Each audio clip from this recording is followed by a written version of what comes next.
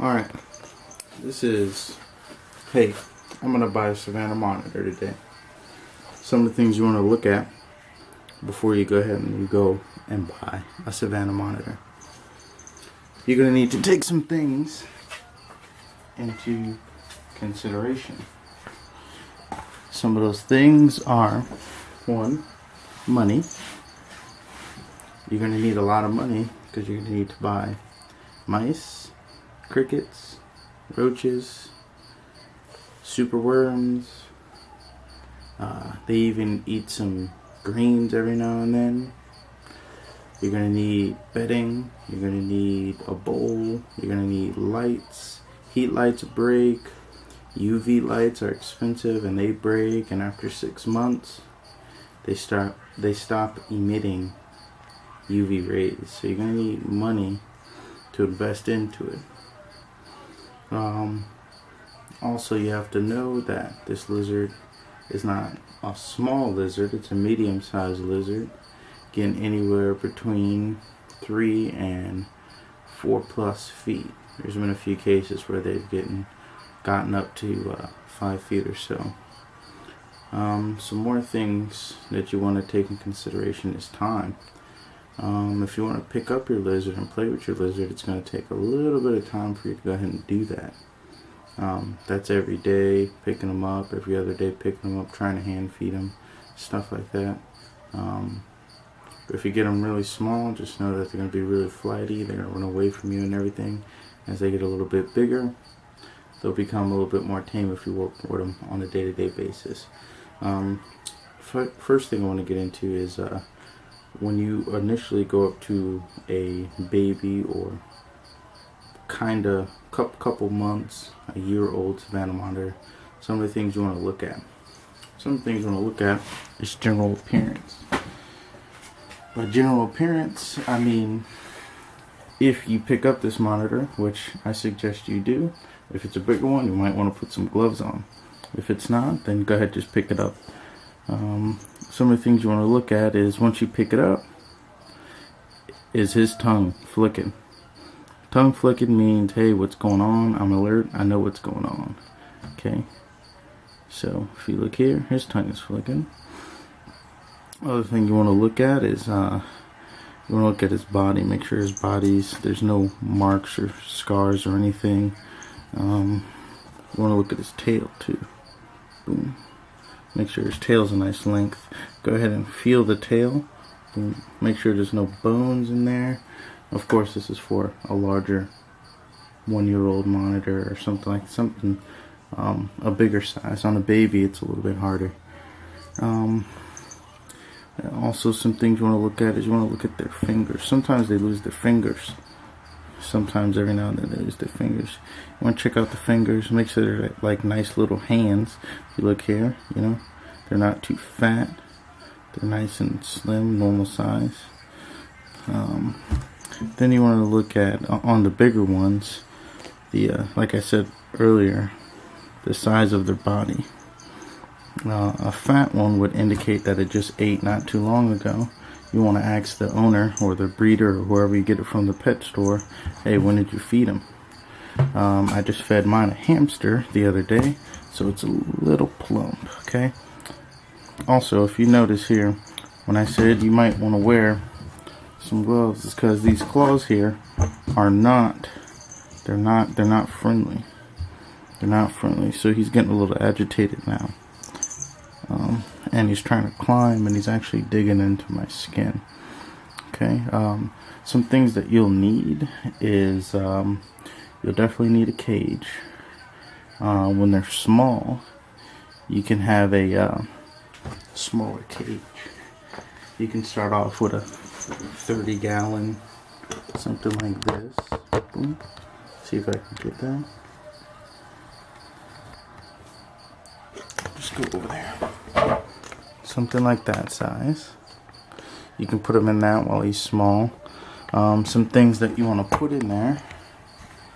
Some things you want to put in there is you want a little water bowl, but be advised, if you go ahead and you put a water bowl in there, he's gonna poop in it. They like to soak every now and then, and it's very common for them to go into the water bowl, chill out in there, and soak in the water bowl. And you're going to be cleaning out that water bowl every day, whether or not he pees in there or not. Sometimes they take the water, you'll see them drinking, sometimes they won't. Some people choose not to leave the water bowl in there, some people take it out. I leave it in there so he can get the water whenever he wants. I change mine out about every other day. I change out the water. Some of the other things you're going to need is whatever bedding you want to use. I don't recommend using wood chips because if he's eating his mouse or cricket or whatever you decide to feed him, sometimes they can be a little exciting when they eat. They could swallow a piece of the wood. That could cause a problem on the inside of the lizard. It's called an impaction, and that won't be a good day. You could use hamster bedding if you wanted to. They can go and hide up under the hamster bedding. You can use desert sand, whatever you get at the pet store. If you live near a beach, you could use beach sand if you wanted to, but be careful with that. There's a lot of stuff in there. I know if you get beach sand, what you'll need to do is you'll need to put it in the oven and bake it for a little bit so it gets all the animals and whatever else that's not supposed to be in there out of there. I don't recommend using the beach sand though. I mean, you can use rocks, you can use pretty much anything.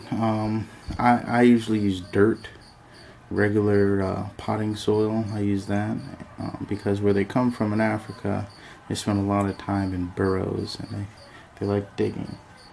And when they dig, what the dig does is it files down their nails. Makes it a little bit more manageable when you go and pick them up. They're not scratching your skin out and stuff like that. Also, some things you want there is you want a basking spot. So you'll need a heat light. You can use ceramic heater. It's a little bit more expensive, but it gets quite a bit hotter, make your lizard happier. And you'll also have to get the ceramic light fixtures because those things get pretty hot. You'll need your UV light. They have 5.0, they have 10.0, they have 15. You know, you'd be good with a 10. That's probably going to run you about $15-20. Other things that you'll need is you'll definitely need some temperature thermometers and hydrometers to tell you how hot or cold or humid or not humid it is. Something to climb on would be nice. You need something for the lizard to hide in because he's gonna want to hide, especially when he's a little bit smaller. Cost wise, the Savannah Monitor, if you're in the States, probably get one for about $50, $60, maybe $100. And then after that, the cost is just upkeep.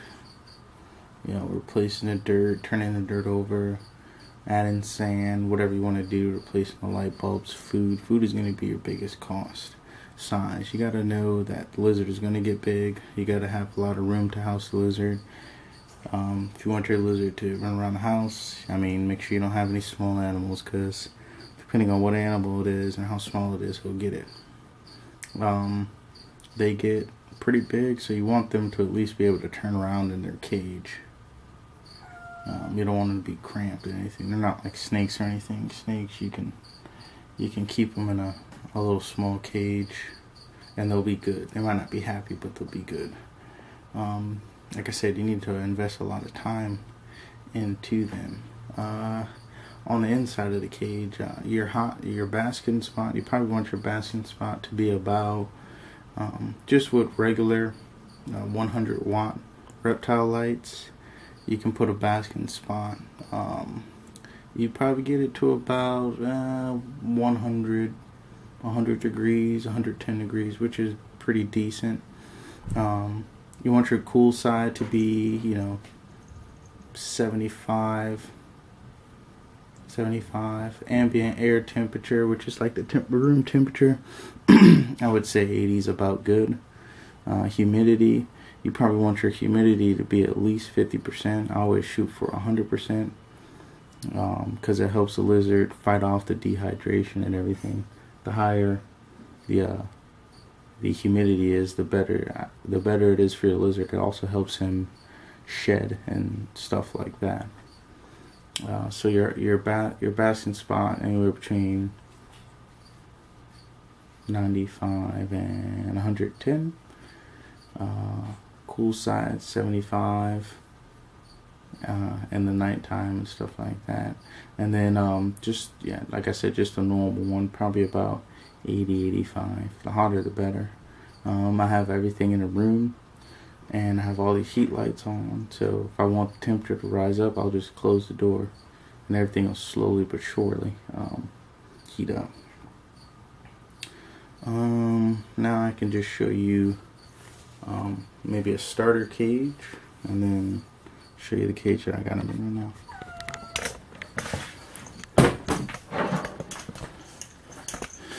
Like I said, that's something you want to start in. I actually have a snake in there right now. If you see in the reflection there, I got my lizard here in my hand. I was sitting down talking, he was sitting there calmly. That's something you might want to keep it in. For a lizard, you're probably going to need more than just wood on the top of it. And then this is what I have now. What I did is I went ahead and I made this. Here, if you look here, zoom in. It's my temperature. We operate on Celsius. Over here, I'm in Japan. And so it's about at 40, right there at that spot there. And with this, what I'm actually going to do is I'm going to go ahead and I'm going to add more dirt to this. Now I'm going to open up and go ahead and let him walk in there.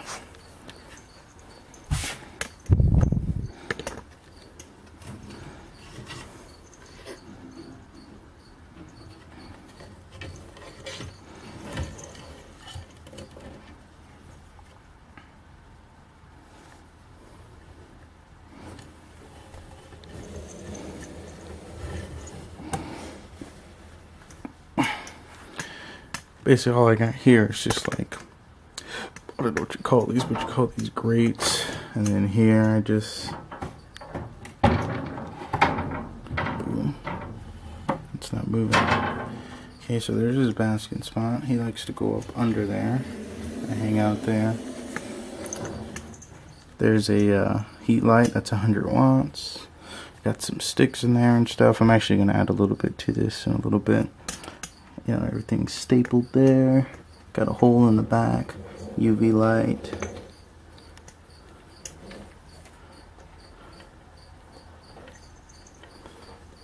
He's actually digging. He's digging.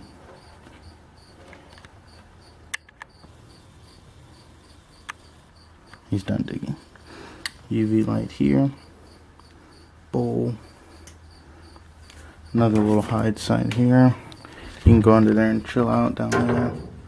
I can actually just pull that out. And then there's my other, see if I can, there's my other thermometer there.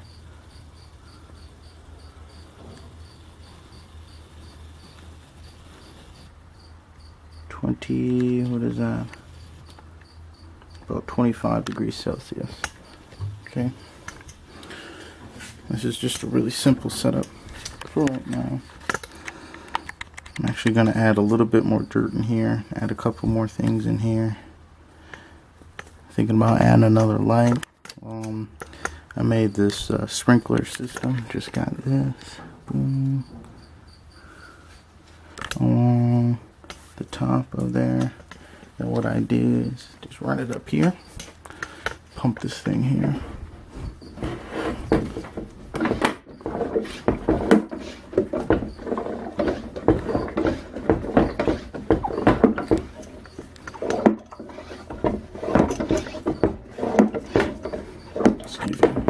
Thing.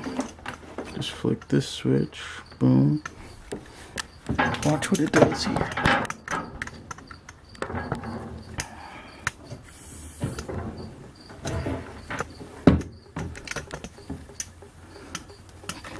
Not too much pressure, but